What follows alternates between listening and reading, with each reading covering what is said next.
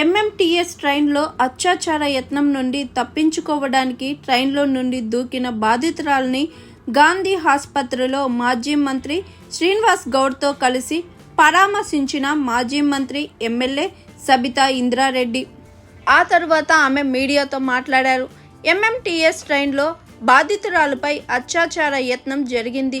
రాష్ట్రంలో మహిళలకు భద్రత కరువైందని అన్నారు సబితా. మహిళా కోచ్లోకి నిందితుడు ప్రవేశించి అత్యాచార యత్నం చేశాడు. అగంతకుడు నుండి తప్పించుకునేందుకు బాధితురాలు ట్రైన్ నుండి కిందకు దూకింది. అమ్మాయికి గాయాల పాలై చికిత్స జరుగుతుంది.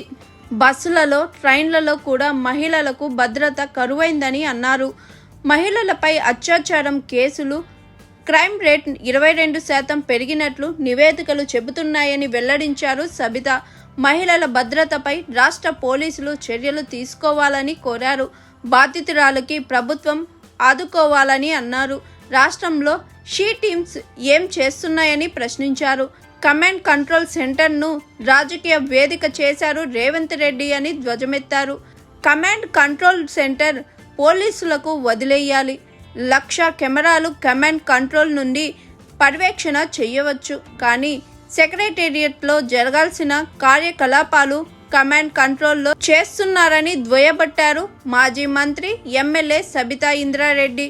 ఆ తర్వాత మాజీ మంత్రి శ్రీనివాస్ గౌడ్ మాట్లాడారు. రాష్ట్రంలో అందాల పోటీలు కాదు, మహిళా భద్రత కల్పించాలి. ఓ తల్లి తన కూతుళ్ళు భద్రంగా ఉండాలి అని కోరుకుంటుంది. అందాల పోటీ కోరుకోవడం లేదు అని అన్నారు శ్రీనివాస్ గౌడ్. బాధితురాలకు పన్నులు మొత్తం ఊడిపోయాయి. ఇప్పటి వరకు డెంటల్ డాక్టర్ కూడా రాలేదని అన్నారు.